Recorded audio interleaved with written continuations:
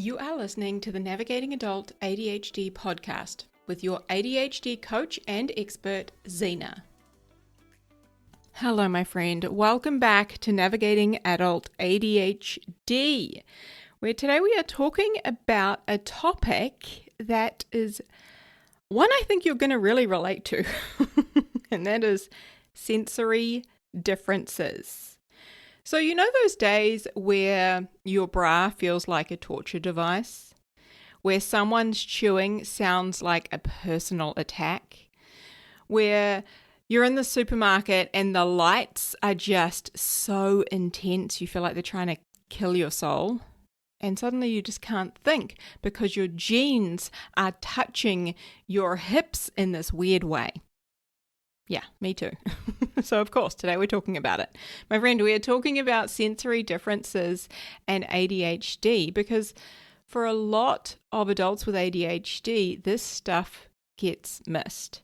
So we think that we are bad at adulting. We think that we are too sensitive, too picky, too strange, too intense, when actually our nervous system may just be processing sensory input differently. So again, this is hugely common for people with ADHD. So what are the sensory differences? As a neurodivergent human, we often experience differences in how we process, feel, experience, and use sensory information. So this could show up as you have sensory preferences, sensory dislikes, or things that you would rather avoid. You might seek out certain things, sensory seeking behaviors. Okay, and I'm going to give you so many examples, don't you worry. But it's also really important to note that your sensory profile, the things that you like, dislike, you seek out, what have you, this can change often. What you like one day, you may not like the next. So we're going to talk about that as well. And you've likely heard me say this before, especially if you're a long-time listener of the podcast. We take in more information from the world around us via our senses, meaning we see more than our neurotypical friends. We hear more. We taste things differently. We smell things differently. And all of this information that we are taking in through our senses has to be filtered through our brain, and our brain has to decide what to do with it. Is that important? Do I need to worry about it? Or what frame of reference do I have for that? And that can be very, very overwhelming. So I wanted to share a quick story with you. At the weekend, my partner Em and I, we were away at a hotel. We were staying up in Auckland and we went to see Mel Robbins live in Auckland at an event thing. It was fantastic. Anyway, we are staying in this hotel and we decide to go down to the spa, and they've got a gym, and you walk through the gym out to this really long lap pool, and at one end of the lap pool is a spa, and then next to that there's a sauna. And there were a couple of people in the pool and they weren't making too much noise. And then when we got down there were a couple also in the spa, and they moved out the way so that we could get in.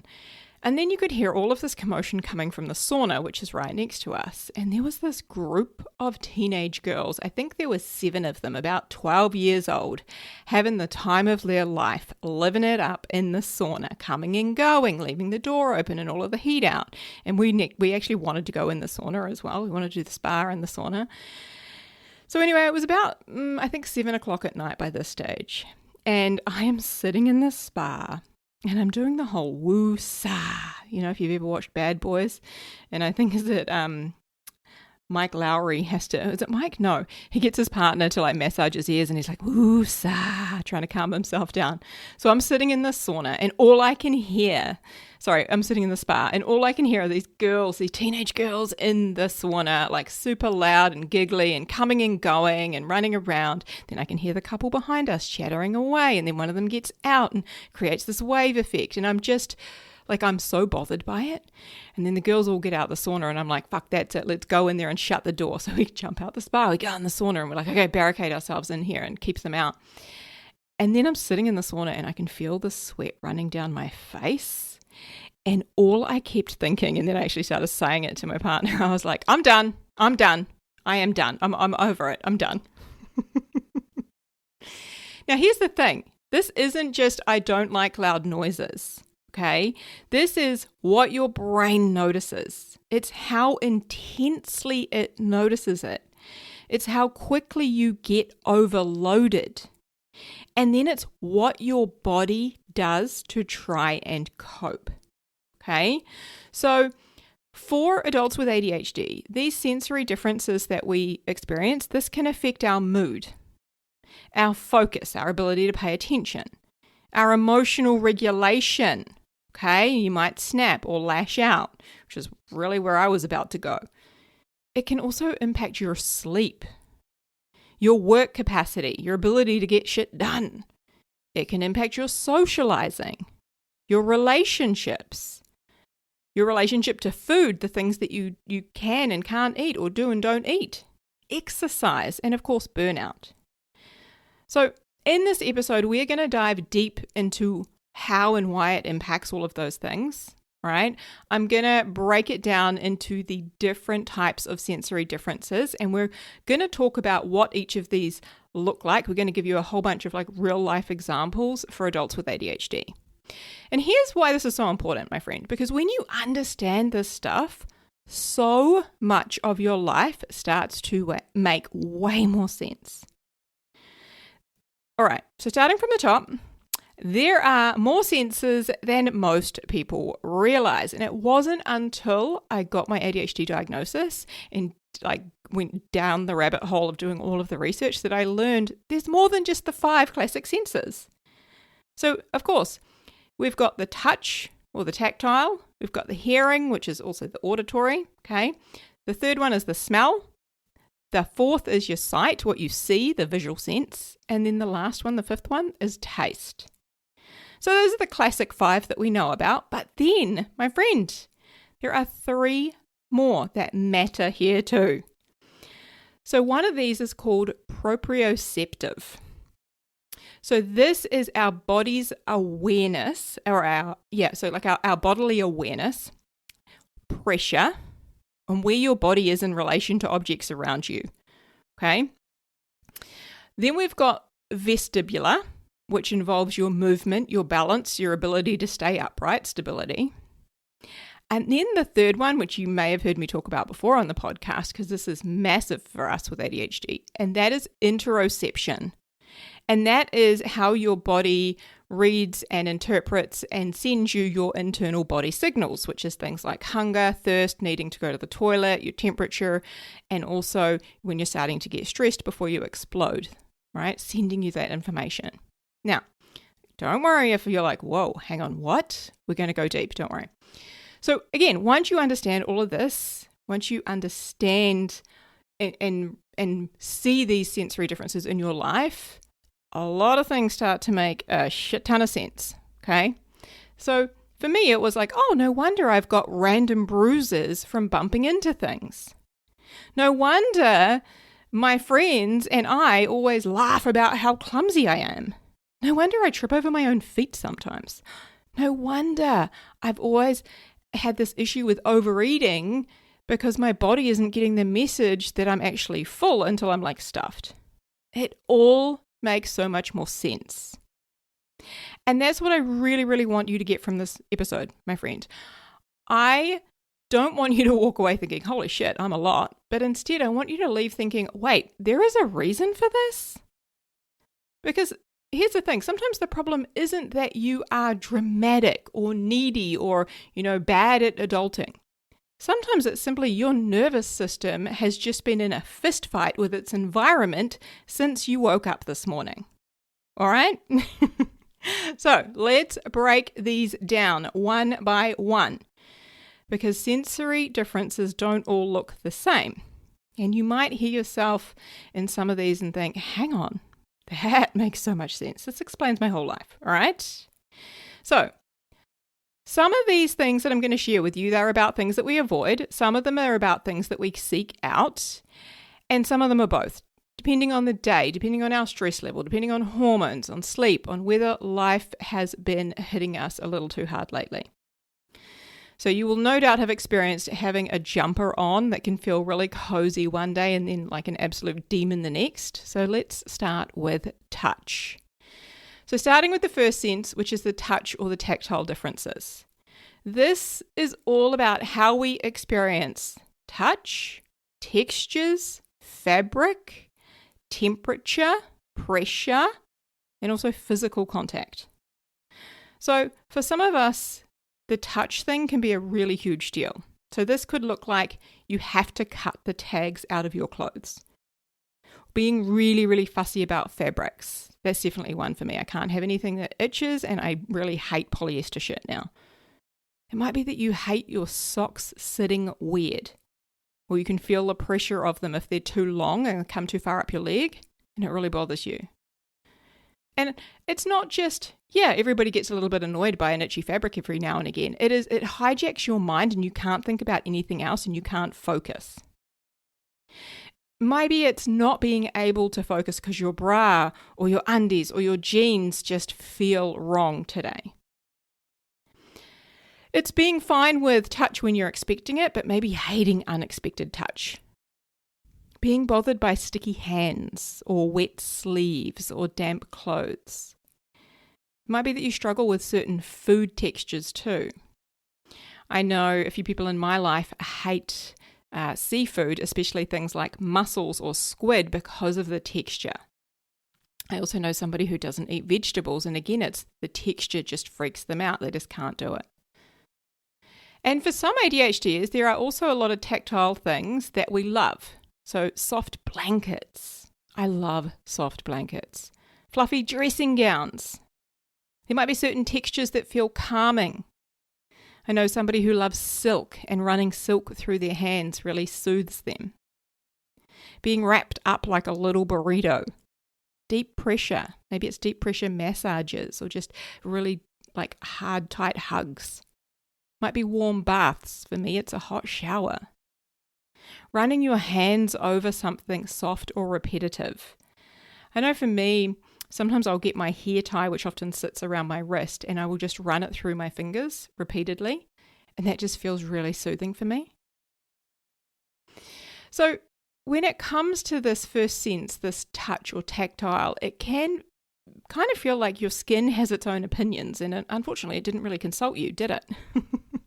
And here's the thing, my friend, this stuff can change. You might wear something one day and be absolutely fine, feel really good in it, and then wear that exact same thing a week later and want to peel it off in the car park and throw it in the trash because it just does not feel right. So that is why sensory differences can also be really confusing, because they're definitely not consistent. How ADHD? All right, the second one is auditory differences. So next up is sound.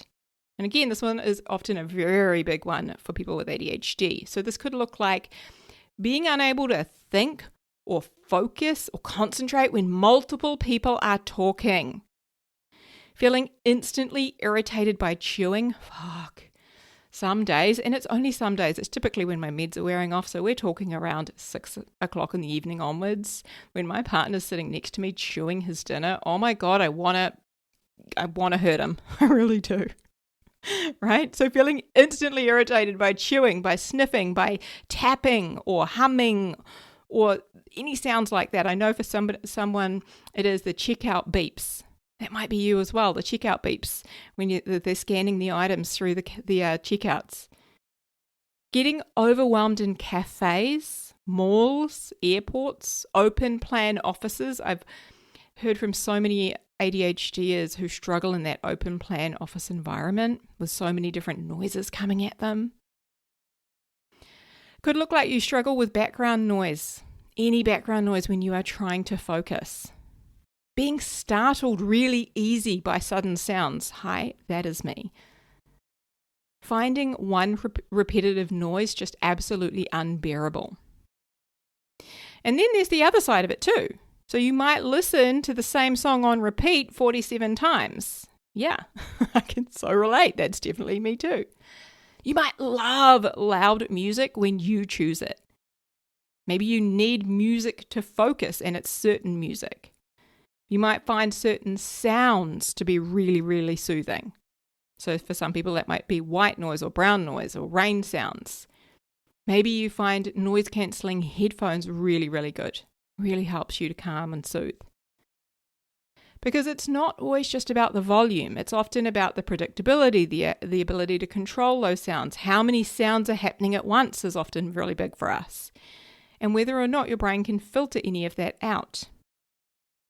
Now, my brain can happily listen to the same song on repeat for an embarrassingly long time, okay?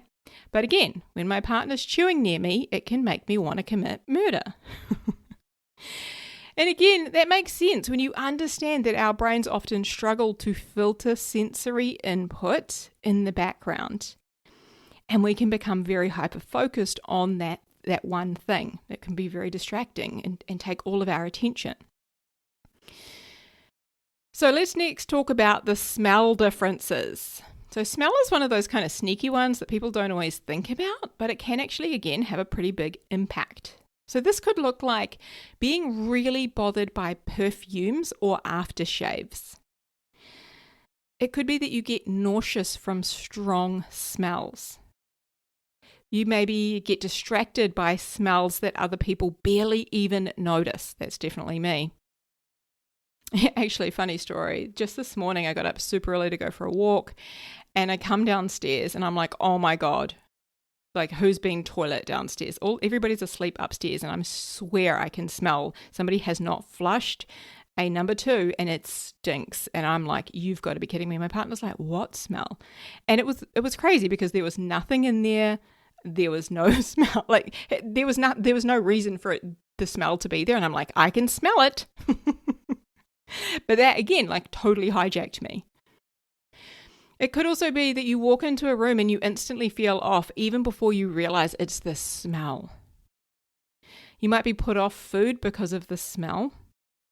Feel overwhelmed by places with a lot of, different smells going on, whether it's like food courts or if you're maybe traveling around different countries. It could be supermarkets, bathrooms, candles even, cleaning products, public spaces. That could be really difficult because of all of that sensory stuff coming through, the smell. Okay? Now, again, some smells might be really regulating or really soothing for you. You might love fresh washing. You might love a certain candle or a certain shampoo, the smell of clean sheets. Maybe it's peppermint or coffee. I love the smell of coffee. But if I'm not feeling well, it's the worst thing in the world. So a comforting smell that helps you and your body to relax. So again, smell can affect mood, appetite, nausea, focus, and whether your nervous system actually feels safe or on edge. And sometimes your body clocks a smell before your brain has even caught up. And suddenly you're irritable, you're headachy, you're queasy, you're just desperate to leave before you can actually register that there's some smells in here that are really bothering you. All right, my friend, next up is the visual differences. Okay, so this is about light, about clutter, movement, colors, busyness, and what your eyes and your brain are taking in. So this might look like the fluorescent. Oh dear, my friend. Fluorescent lights. They might feel really harsh or be very, very draining, especially if one is flickering. That always gets my attention. If there's one that's kind of flickering on and off, bothers me.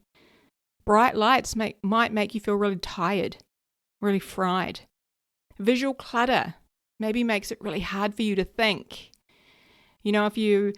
I talk about this all the time, but like I come downstairs some days, I work upstairs in my office, I come downstairs into the kitchen and, when the kids are with us for the week, it can look like a tornado's gone through our house. You've got school bags and lunch boxes and shoes and clothes and toys and shit just strewn everywhere. Not a single cushion is on the couch because they're better on the floor for some reason.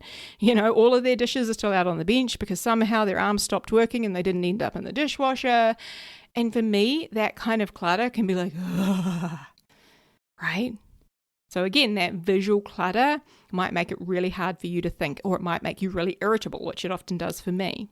Again, messy environments might make you feel really overwhelmed. You may struggle in busy shops or crowded spaces.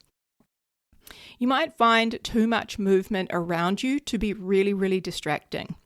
Again, people in those open plan office spaces often talk about that. When somebody walks past, they're often sort of very distracted by where's that person going, what are they doing, what's happening.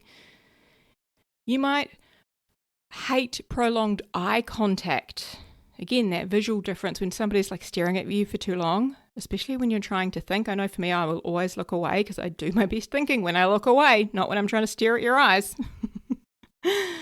But again, we can also be visually drawn to things that feel either stimulating for us or soothing for us. Could be fairy lights, pretty colours. For me, it's always fluorescent colours. I love them. I'm obsessed.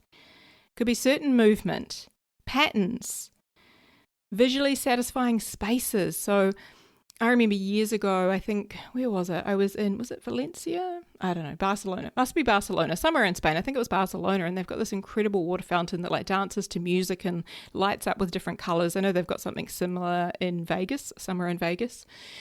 Anyway, I remember being there and I could have sat there for hours, probably days, just watching this because it was so beautiful and soothing. Right, so visually satisfying spaces. Again, that water fountain is definitely one for me. It could also be candles and lamps and softer lighting that help soothe you and calm you. Organized environments, right? So for me, my office is one of those where it's always tidy and clean. And actually, I say that, but I do have a pile of shit in one corner. It's a whole bunch of puzzles because I'm in my obsessed with puzzles phases right now. So there's a whole bunch of puzzles piled in one corner, but it's organized, right? It's not like strewn everywhere. And this one, this visual clutter, this matters quite a lot because it's not just an aesthetic issue. For many of us, when we have that visual clutter, it becomes distraction, it becomes overwhelm, it becomes decision fatigue. There's so much to put away and to do things with. Paralysis, mental sort of hijacking, like it hijacks your brain.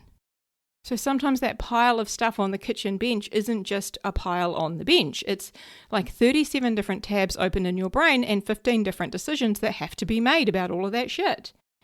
And again, that's why a cluttered environment can make it harder for us to function, harder for us to get started, and again, harder for us to regulate our emotions. So next up, my friend, we got taste differences. This one's so interesting. So let's talk about it. Because yes, this isn't about just being fussy. Taste might be about flavor, intensity, temperature, and texture. Okay, so this can look like having strong preferences for certain flavors. You might crave crunchy or salty or spicy or fizzy or icy or sour foods. And again, I have found so many people say crunchy things help them to calm down, right? So interesting. Going through the same food phases. For me, I once did I think it was about 3 months of pickles, where I ate pickles with breakfast, lunch, and dinner, and even snacks. Like I ate pickles like they were going out of fashion, over a jar a week. I was obsessed. It can also look like needing food to feel right, or you just can't eat it. Being turned off by certain textures of food. Again, I talked before about, certain people around me not liking seafood, like the mussels and the prawns and all of that just being like an ick for them. Could be gagging at certain foods when other people are like, no, this is completely fine. And also getting bored with food easily is something that we see a lot. So again, a lot of ADHDs can struggle with food because eating is not just about eating. It can be very sensory. It can become very emotional. It can also be very dopamine related. Okay, we often seek out certain foods for stimulation or for regulation, right? Emotional eating, routine related, energy related. Okay, so sometimes a food isn't just a food. It's and sometimes what you eat one day is fine, but the next day it's a hell no. I can't do that. I'm never going to eat it again. That was me with pickles one day. I was like, I'm done. No more pickles. Okay. So if you've ever thought, why am I like this, my friend? The answer could quite simply be it's our sensory differences that we have. So let's get into the less well-known ones. First up is proprioception. Okay, so this is your sense of your body's awareness. It helps you know where your body is in relation to other things, okay? It also helps you know how much pressure you're using and how your body is moving. So if this one's a little bit wonky, it might explain a lot, okay? And I definitely relate to this. So it could look like being clumsy. okay? Bumping into door frames or bed frames. I always seem to hit our bed frame. I swear to God, it's just been moved out further and further every day, but it's not. But I always manage to misjudge the bed frame and just walk into it, right? Misjudging where your body is in relation to other objects. That is proprioception. Knocking things over, tripping over your own feet, always having random bruises and no memory of how you got them. Using too much or too little force without meaning to. So this is why so many of us often joke about being like a giraffe in humans' clothing, okay? But here's the thing, proprioception also links to the kinds of input we might seek out to regulate ourselves. So that might look like you love weighted blankets. I know I do. Like even in summer, I have to have like a heavy duvet on me and the aircon blasting because otherwise I'm not going to sleep. Maybe you love tight hugs or those deep pressure massages, stretching, leaning on things, pacing while you're thinking, lifting weights, fidgeting, squeezing things, right? Just squeezing, like I love a good squeezy ball, just squeezing it over and over in my hand, so satisfying. Pressing your feet into the floor, which funnily enough, I'm doing right now as I record this with you. And this is really important because not all soothing, regulation, or calming activities look like, sitting cross-legged like a meditating monk, okay? These are things that are so good to understand and know about ourselves because they can help us to calm, to soothe, to create that feeling of safety that our body needs and wants. So again, this is all to do with proprioception. So sometimes that regulation and self-soothing can look like movement or pressure or squeezing or chewing or stomping or lifting or stretching or wrapping yourself in that weighted blanket. For some ADHDers, the body needs more physical input in order to feel calm, grounded, and present. That reminds me one time, I don't know what had happened, but I remember being so upset years and years ago, and I was crying, just distraught. I remember my partner he gave me like this bear tight hug, like I could not move. I couldn't even put my arms out to like hug him back, just like bear tight hug. And it was so good. It actually helped me to slow my breathing, to calm down, and I didn't want him to stop. Like it was just so helpful. And as we're like going through this episode, and I'm like, yeah, actually that has been so helpful in the past. Again, that pressure and that squeezing and that tightness. So again, one of our less well-known senses, the second one here is the vestibular differences. So this is all about movement, balance, and stability. Okay, so this is like your inner sense of motion. So what this could look like is you might love to rock or sway side to side. This is so me. If you've ever hung out with me in person, met me in person, oh my gosh, I can't stay still. Like I love to sway side to side. Maybe it's bouncing. You might bounce or swing or dance. Find that really, really good. You might feel soothed by a certain movement. Okay, I know for me, I walk every day and find that so soothing. You might need movement to focus. People who have walking pads, who have standing desks, etc. might really help with focus. Definitely helps me. You might find you constantly shift position. If you have ever watched me on a live call where I'm seated, I get up out of my seat every few minutes and reposition myself constantly.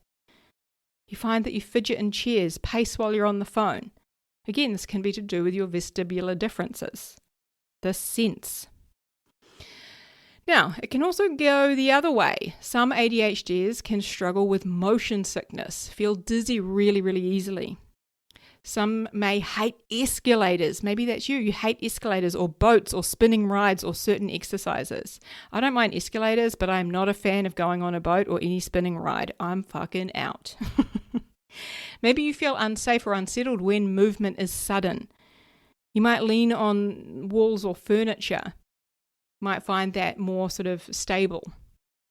Maybe you don't enjoy certain activities that involve a lot of coordination or a lot of movement. I know for me, the one time I ever tried, what was that? What was it called?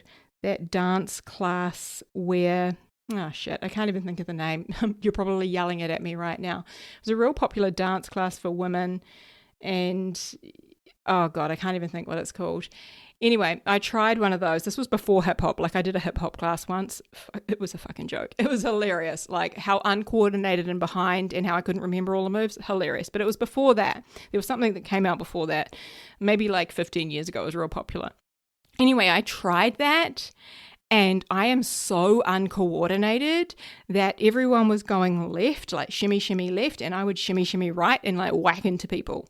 And then everyone's like, kick your leg out in front, and I'm kicking it back and I'm hitting people. Like, that is my level of coordination. It does not exist. So for some of us, movement helps us regulate, or certain movements, but for others, it may dysregulate, maybe make you feel really off or really agitated or on edge, okay? And again, it could just depend on the day. So that's why understanding your own sensory profile it really matters, because what calms one person might completely throw another person off. So next up, the final one, my favorite, is interoception, okay? This is a massive one for ADHDers. In fact, I actually have a whole podcast on this, because understanding this helps hugely when it comes to emotional regulation and so many of our ADHD symptoms that we often struggle with. So if you want to check it out, I'll link it in the show notes, but it's episode number 76, interoception. So this is your ability to notice what is happening inside of your body, okay? So think things like hunger, fullness, thirst, needing to go to the toilet, your temperature, pain, tiredness, your emotions, your heart rates, your stress signals. Now, for those of us with ADHD, this one is pretty patchy, and this can create all sorts of issues. So it can look like forgetting to eat, not noticing you're hungry until it's 2 p.m. in the afternoon and you're absolutely ravenous, or you've got like a really bad headache. It can also be the overeating because your body doesn't register fullness clearly. Forgetting to drink water. Holding on far too long before you need to go to the toilet. Oh my God, I'm so guilty of that. There have been so many times I have almost peed my pants. I'm going to be honest with you. It could be not realizing that you are tired until you just crash. Not noticing that you are stressed or starting to get overwhelmed until you are snapping at everybody or you're hiding in the pantry crying. Maybe it's struggling to identify whether you are anxious or you're overstimulated or you're hungry or you're hot or something else entirely. So those of us with ADHD, we don't often get those gentle body notifications. Hey, like knock, knock, starting to get stressed. Or hey, it would be a good idea to start thinking about moving towards going to a toilet. Or hey, you haven't had water for a while. We're starting to get thirsty. I can feel that dryness in my throat. Like, we generally either get silence or a full-blown emergency broadcast. Again, we're so all or nothing, right? It's 0 or it's 100. Now, when you understand interoception, so many things start making a lot more sense, like why you might struggle with self-care, or why routines help so much, or why meals get skipped, or why burnout often sneaks up on us, or why emotions can feel huge or really, really confusing. So my friends, when you zoom out and you look at all of this and all of these different senses and these sensory differences, you can see why this matters for those of us with ADHD. Okay? This is not just random fussiness. These sensory differences that we have, it affects how we focus, how we feel, how we eat, how we socialize, how we work, how we rest, how we move through the world, how quickly we get overloaded, and how emotionally regulated we are or are not. Because if our nervous system has spent all day dealing with bright lights and scratchy clothes and, loud noises and weird smells and hunger that you didn't notice and clutter everywhere, constant interruptions, and then you keep walking into the furniture, of course you are going to feel more reactive. Of course you might be snappy or overwhelmed or emotional or wanting to shut down. So sometimes what looks like, poor coping skills or poor emotional regulation is actually sensory overload. Okay? And that reframe, that understanding matters a lot. Because the goal here is not to judge ourselves, the goal is to understand ourselves. So you're probably saying, okay, Zena, got it. What actually helps? I hear you, my friend. Okay, if you're listening to this and thinking, well, that explains my entire personality, welcome, you're amongst good company, my friend. And this is good news. Once you understand these sensory patterns, you can support yourself so much better. Okay, now, the goal is not to force yourself to tolerate everything or to tolerate what all of your neurotypical friends are tolerating. The goal here is to understand your brain and your body well enough that you can work with them instead of constantly fighting against them, okay? And that's why the first thing I want to offer you is that it all starts with noticing. So number one, first step is start noticing your patterns.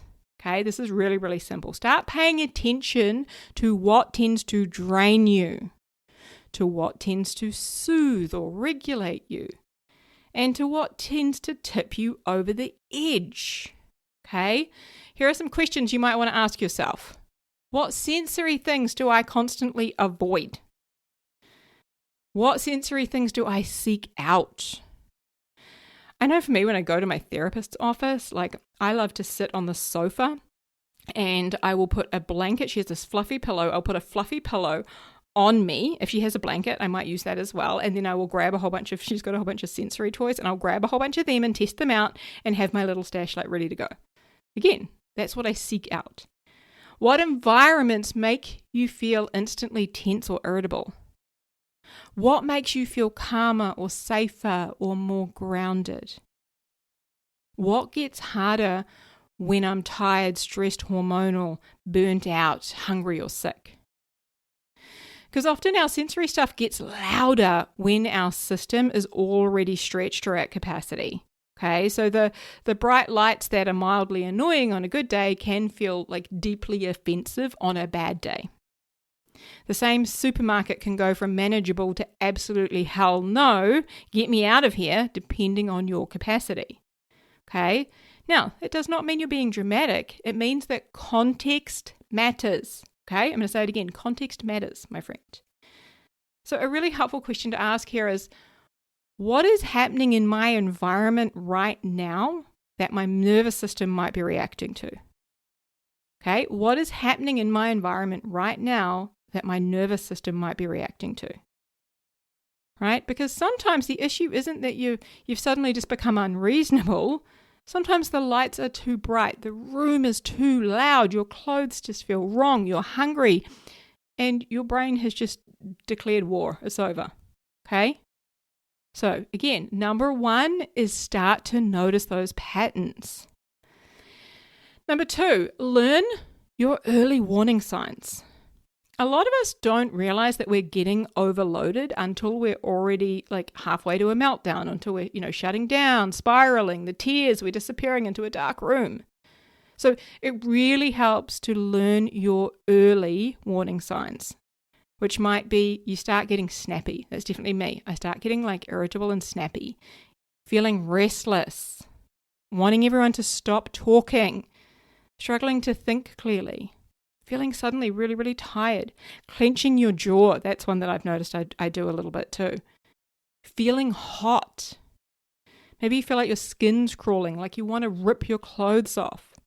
Could be that you're getting teary for no reason. Feeling like everything is too much. Again, what are those early warning signs? Learn those. Now, they're not character flaws or defects or whatever. These are your nervous system waving a little fluorescent flag, says, hey, listen, we're at capacity, no more. Look at me. It's time to do something.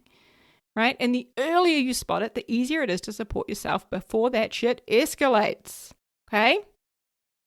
So that was number two, learn your early warning signs. Number three, reduce the shit that fries you. Okay?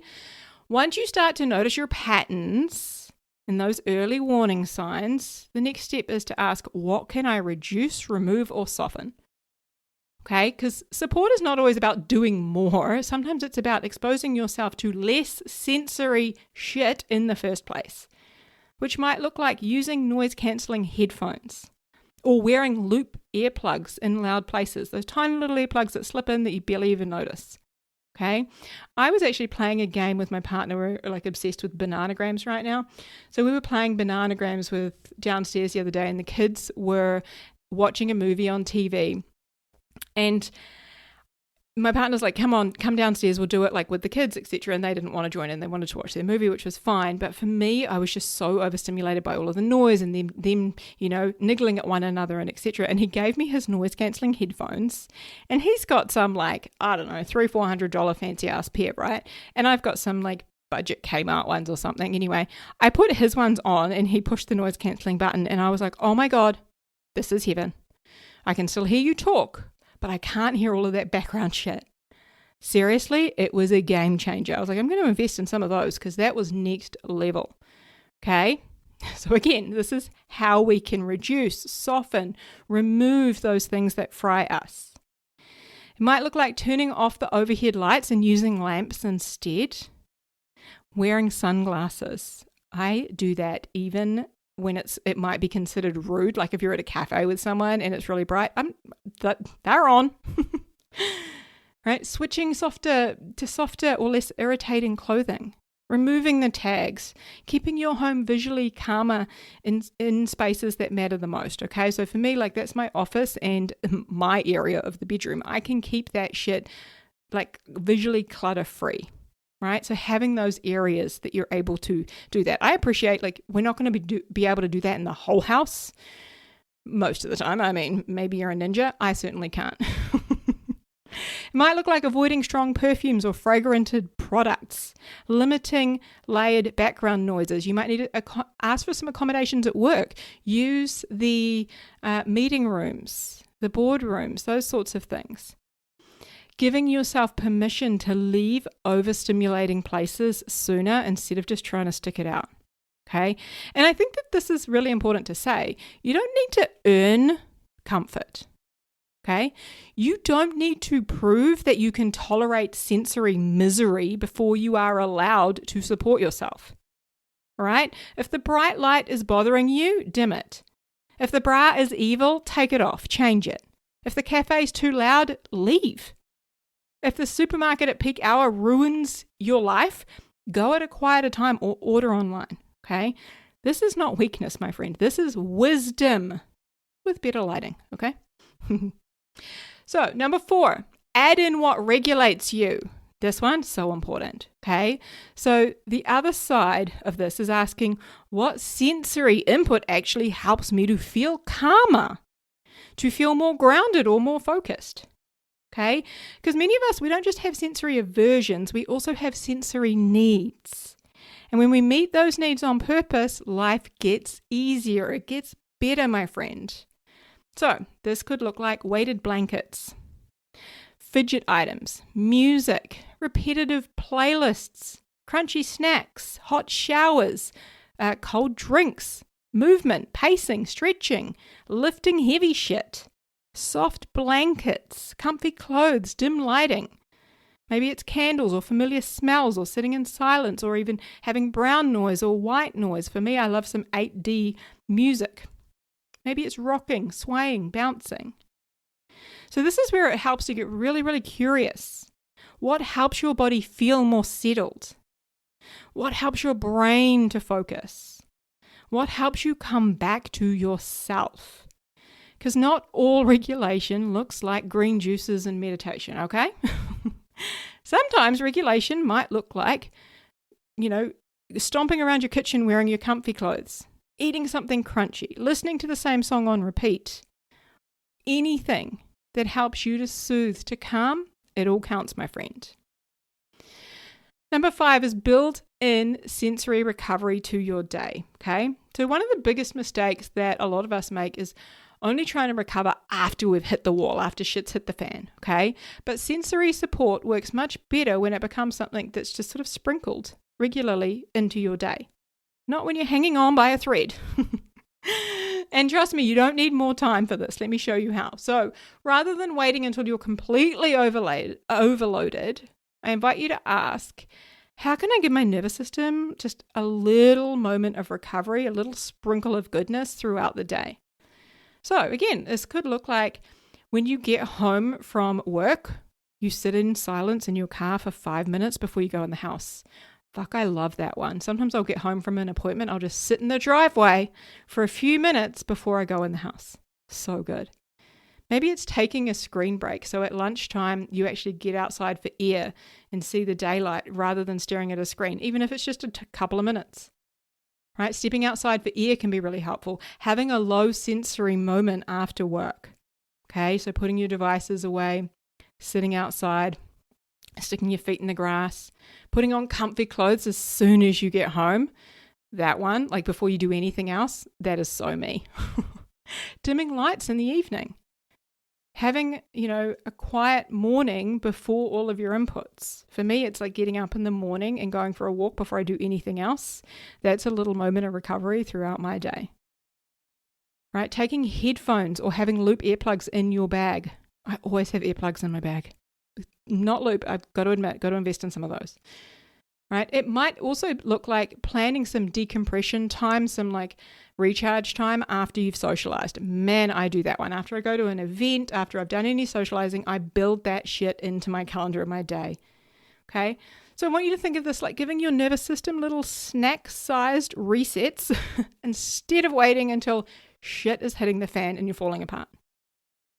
Now, number 6, this might just be the most important one of all, my friend. Stop moralizing your needs. Okay? This part really matters. So a lot of us with late diagnosed ADHD, we can carry a lot of shame around our sensory differences and our sensory needs. Maybe we tell ourselves, I'm too much, I'm high maintenance, I should be able to handle this, everybody else seems fine, why am I like this? But sensory needs are not a personality flaw, okay? Needing lower lighting is not dramatic. Needing quiet is not rude. Needing comfy clothes is not childish. Needing time alone after a busy day is not antisocial. Needing to leave an overstimulating place is not a failure. My friend, it is just information. It is your body giving you this really valuable data. And the more you're able to set aside your judgment and not judge yourself and see that data, the easier it becomes to respond in a really useful way. Because when you keep ignoring your sensory needs, my friend, they do not magically disappear. Ask me how I know, right? They usually come out as more irritable, anxiety, shutdown, procrastination, conflict, emotional dysregulation, exhaustion, burnout, all of these things. So this is not about being precious. It's about being informed, okay? Now, again, this stuff can make a huge difference in relationships, huge difference when it comes to our relationships, because when you understand your sensory patterns, you can better understand and explain yourself, okay? Instead of I'm in a bad mood, it might just be I'm really overstimulated. There's too much noise. I need 10 minutes alone. I can't talk or think while the TV is on. I'm not ignoring you. I just can't process all of this input right now. I need a little break. Okay, I need to change clothes or eat or spend some time regulating first. So again, this kind of self-awareness can be really, really huge, right? So many arguments and shutdowns and misunderstandings are actually sensory overload in disguise. And when you know that, you can communicate more clearly and support yourself a little bit earlier. So, all right, I know I'm rolling on time today. Didn't realize I was going to go through this long. So if there is one thing, my friend, I want you to take from this episode, it is this. Your sensory differences are not silly. They're not made up. They're not you being weak or dramatic or lazy or rude or too much. My friend, they are information. They are clues. They are part of how your ADHD nervous system operates and moves through this world. And once you start listening to that information instead of judging it, you can begin building a life that feels a whole lot less harsh, less loud, less itchy or stabby or chaotic, right? So the goal isn't to become someone who tolerates everything. The goal is to understand yourself well enough that you can support yourself with more compassion, more intention, and less shame. So if this episode has helped you to understand yourself a little bit better, please send it to another ADHDer who perhaps has mentioned that the world just feels a little bit too much, too loud, too bright, too itchy. Okay? Again, you're not broken, my friend. Your nervous system just needs different support. Huge, huge love. Take care. I'll speak to you soon. Hey friend, if you want some more help navigating and thriving with ADHD and some help applying everything that you're learning here on the podcast, then head over to our website, navigatingadultadhd.com.